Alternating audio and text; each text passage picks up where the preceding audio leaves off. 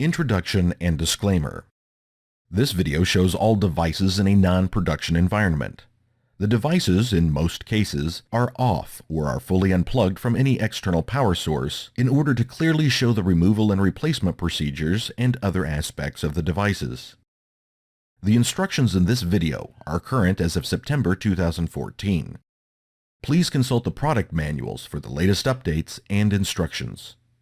Before watching this video, you should have already watched the caveats, disclaimers, and warnings video for required information. Warning: if you perform this procedure with the power turned on, you must complete it within 15 minutes to prevent the possibility of overheating the equipment. Do not remove both RAID canisters from the primary storage shelf at the same time. One RAID canister must be functioning at all times. Note: if small form factor pluggable transceivers are present in the faulty RAID canister, you will need to remove them and move them into the new RAID canister when installed. To replace the RAID canister in a Symantec primary storage shelf, first locate and identify the storage shelf that has the faulty RAID canister. If necessary, have the customer take you to the unit with the failed component. If the work order provides the appliance serial number, verify that the serial number on the work order matches the serial number on the appliance that the storage shelf is connected to. On the NetBackup 5330 primary storage shelf, the chassis number is located on a label on the front, lower right corner of the shelf. If the bezel is installed on the front of the primary storage shelf, you will have to remove it. The storage shelf bezels are secured with a keyed latch. You may have to ask the customer for the key in order to remove the bezel. If you remove the bezel, place it in a safe place out of the way while you work on the storage shelf. The RAID canisters for the primary storage shelf are located in the center of the rear panel of the shelf. These RAID canisters are located between the two power canisters. Locate the failed RAID canister by checking the amber Service Action Required LED and the blue Service Action Allowed LEDs located on the RAID canisters. If a fault is detected, the amber Service Action Required LED is on. Before you can safely remove the primary storage shelf RAID canister, the blue Service Action Allowed LED must be on. If the canister is not in the service allowed state, contact your Symantec technical support representative and have them assist you in setting the RAID canister to the required service allowed state. Wait for the blue Service Action Allowed LED to come on before performing any maintenance action on the canister. When the blue LED does illuminate, you are ready to continue. Before you start to replace a primary storage shelf RAID canister, gather anti-static protection and a replacement primary storage shelf RAID canister. Now unpack the new primary storage shelf RAID canister. Set the new primary storage shelf RAID canister on a flat, static-free surface near the old primary storage shelf RAID canister. Save all the packing materials so you can return the primary storage shelf RAID canister.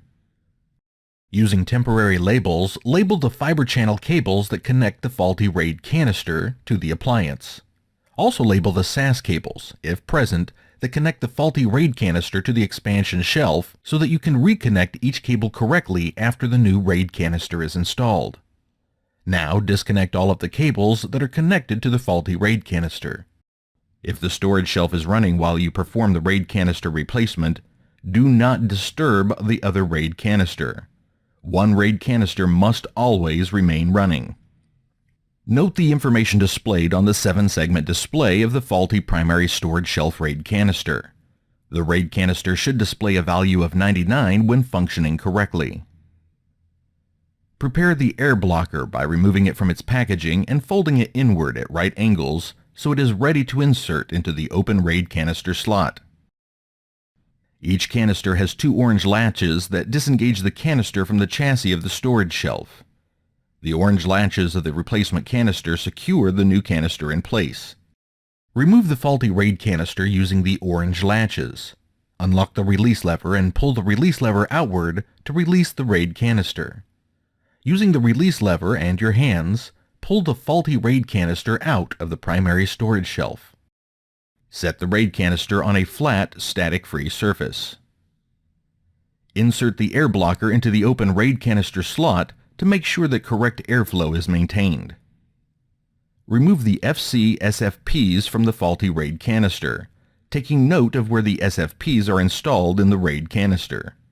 To remove the FC SFPs, first flip up the metal handle on the SFP. Now you can use the handle to pull the SFP straight out from the port. With the faulty RAID canister laying upside down on the work surface, press down on both of the blue top cover latch buttons and slide the top cover to the rear of the canister to remove the cover. Rotate the battery locking handle down to unlock the battery. Now remove the battery from the faulty RAID canister by sliding it towards the rear of the RAID canister. Locate the new RAID canister and remove the cover from the canister. Insert the battery into the new RAID canister by sliding the battery towards the front of the new RAID canister. Move the locking handle up to secure the new battery circuit board to the new RAID canister. Reinstall the cover on the new RAID canister by sliding the top cover forward until the top cover latch buttons click. If the customer did not order new fiber channel SFPs for the new RAID canister, locate and install the fiber channel SFPs that you removed from the faulty RAID canister back into the RAID canister. The SFPs should click into place when applying gentle pressure to fully seat each of the SFPs. If the customer ordered new fiber channel SFPs for the new RAID canister, remove them from their packing materials and install them in the new RAID canister. The temporary air baffle can be removed from the empty RAID canister's slot. Slide the new RAID canister all the way into the empty RAID canister slot on the rear panel of the primary storage shelf.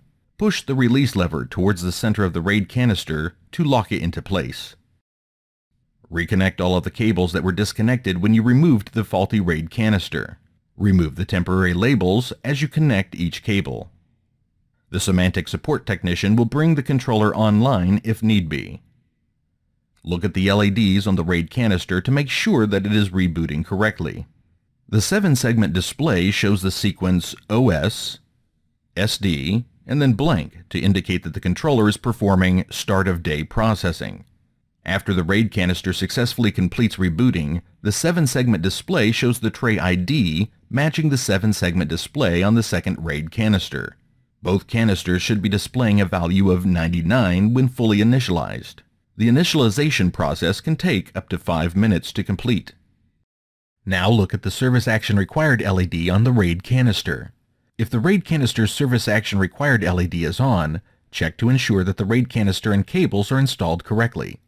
Reinstall the RAID canister or cables if necessary. Install the bezel by locating the notch located in the middle of the storage shelf bezel with the metal tab on the left edge of the chassis that contains the front panel chassis LEDs. The tabs on the bezel should align with the notches on the left-hand side of the chassis as well. Now align the tabs on the right side of the bezel with the notches and insert the bezel, the right-hand tabs, into the notches. Press the bezel down firmly and evenly until the tabs snap into place. The bezel is new, so the plastic may need to be flexed slightly. Using a customer-supplied key, lock the bezel in place. Now that you have completed the replacement of the component, contact the customer and confirm that they are satisfied with the repair. After completing the hardware replacement procedures, Symantec recommends that you do the following. Remove all boxes and shipping containers from the installation area. Recycle materials as much as possible, and return any equipment or tools as needed.